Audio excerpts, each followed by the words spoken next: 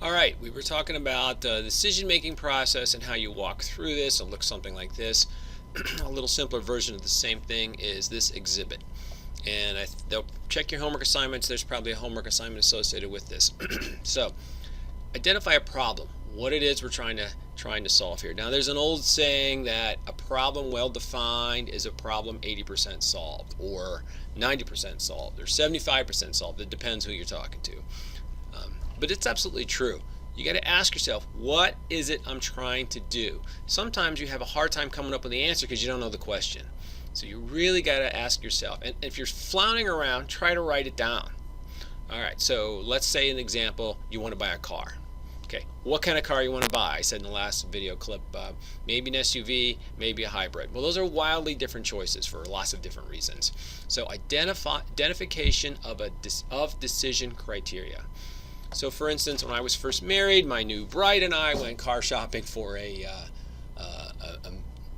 used minivan, and the sales guy said, "Well, what kind of options are you looking for on the minivan?" And I said one thing, and my wife said something very much different, and we looked at each other, and we kind of smiled and said, "Okay." I turned to the sales guy and said, "We're gonna go get a cup of coffee. We'll come back in 45 minutes, and then we'll be ready to tell you what we're looking for." And he said, "All right, fine with me." Right?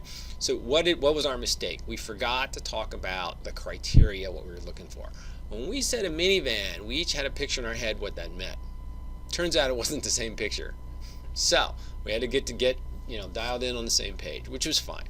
So identification of decision criteria. So what is it you want in this car you're shopping for? Do you want high mileage? Do you want high reliability? Do you want cargo carrying? Do you want four-wheel drive for bad weather? Do you want it to be able to tow because you have a camper? What else are you looking for in this car? You want it to be fast. You want it to be sexy. You don't care about fast. You want smooth ride. Right? You want to be able to have four doors so you can have people in the back seat getting out easily.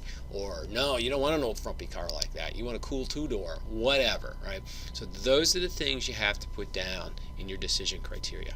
Now, some things are more important than others. So price is probably pretty high. How big the trunk?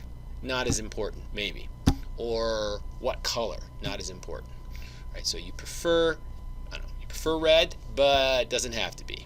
If you got a good deal, then you're willing to go with some other color. So we're going to put weights on the criteria. So we're not just going to rank them, but we're going to weight them. So we'll have one criteria might be a 10 in terms of importance, and another criteria might be just a 3. I'll show you how that works in a minute. Right? And then, and only then, right? So we develop the criteria, and then we weight them in terms of importance. We put weights to them. Then we develop alternatives, right? So that's when we go car shopping. We can go car shopping now because now we know what we're looking for. So when the sales guy says what kind of minivan you're looking for, right? How old, or what price range, or do you need air conditioning? Does it have to have a cargo rack on the top? Does it need a hitch on it for pulling a camper? Whatever, right? Now you can answer his questions, or you can tell him, right? You can say, I'm looking for this thing, right? So you develop the alternative. So you look at numerous vehicles, then you analyze the alternatives. How do you do that? You apply the weighted criteria to the alternatives, and you come up with an answer. And you select an alternative, right? So that's when you pick, and then you implement it. So you buy it. Things aren't always that easy in the business world. Selecting an alternative might take a lot of implementation. So maybe your best selection is to hire somebody in China to build this thing for you. Well, that's going to take a lot of implementation, a lot more so than, say, buying a used car. All right, so let's go look at the used car example. So here we go. We're shopping for a car. So first thing we're looking for, we're looking for a car. What are we looking for? Okay, price, interior comfort, durability, repair record, performance, and handling. That's what this person viewed as important in their car. How important? Price gets a 10. Comfort gets an 8. Handling's only a 1, right? This is not a sporty person. Performance only gets a 3, right? So they're looking for a cruiser. They're not looking for a hot rod, right? Which is fine. That's what they want. Now they know, right? So they go shopping for cars. So here's the cars they have, and these would be the alternatives. So they went shopping, and this is what they found. So a Jeep Compass, they rated as a 10 on interior comfort, but only a 5 on performance and handling, and a 2 on price. So it must have been expensive, right? So the higher number's better, right, in this analysis. What else did we have? We had a Toyota Camry, right? 6 on price, but it got a 10 on durability. It got a 10 on repair record. It got a 6 on performance, 6 on front. So it adds up. So we add up all of these columns, and what do we have for a total? We have Camry's a 43, and the Mazda CX-7's a 44. So the Mazda wins this selection process with the Camry in very, very close second place, right? And the Audi's right behind that. But we haven't put our weights on this, right? We haven't weighted these criteria. So when we add the weights, it changes things a little bit. So here's price. And we said price was a 10, interior comfort was an 8, durability is a 5, right? And then remember we said handling was only a 1 and performance is a 3. The person's in the comfort, not sportiness. All right, so how does this work? So these are weights. So we take Jeep Compass, got a 2.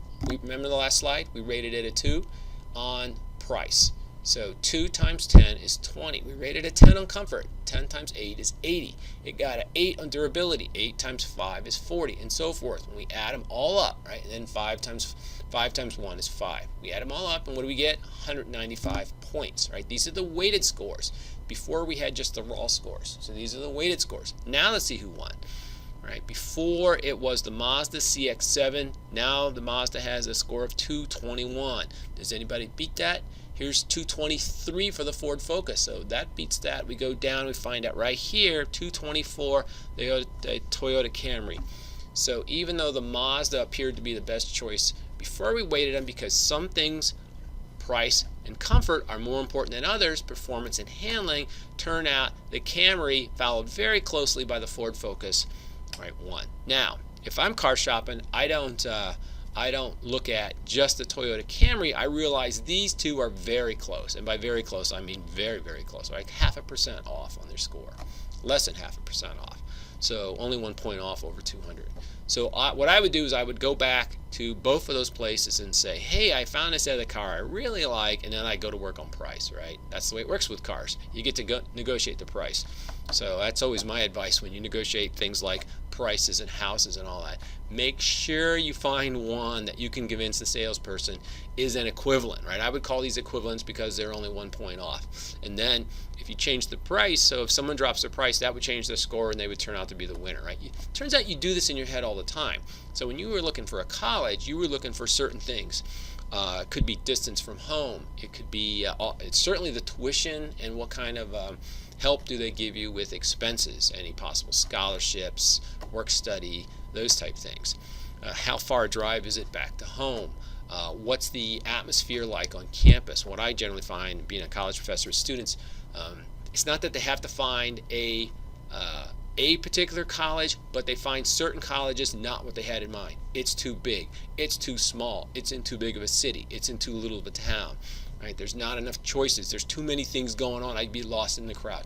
Whatever that student has pictured in their head, that's what they're looking for. So the truth is, you do this all the time, and they consider some things more important than others. It must have my major, or I want to play on a sports team. It must have my sport. I play. I'm on the equestrian team, right? I'm a horse rider. I'm on the equestrian team. Well, not every college has that, so I must have a college that has that, for instance. So I would weight that really high as a criteria.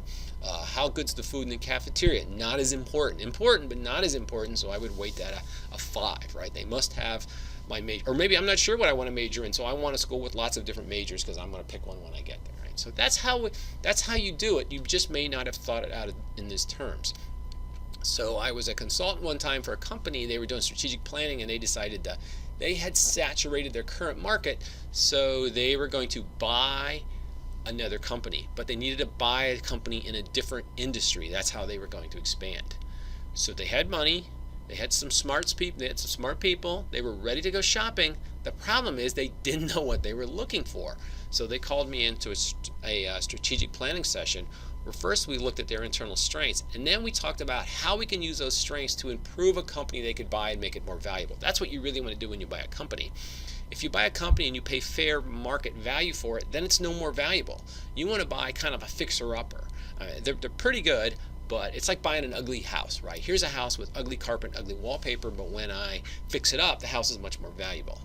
That's what you want to buy in a company. This company could do well, but they need to have better marketing, or they need to have better engineering, or whatever. This company I was talking to had lots of good engineers, so they were trying to find somebody who they could help them improve their products with their engineering skills, and then the company itself would be more valuable. So once they figured out what they were looking for, so that we developed criteria, then we developed weights on those criteria. Then, right, and only then could they go shopping, because they couldn't figure out what they wanted to buy before that. So I think that was an interesting look of definitely a non-program decision. This organization had never bought another company before, and they were sort of floundering around without a methodology to do it. And with this, they were able to focus in and figure out what they wanted to do.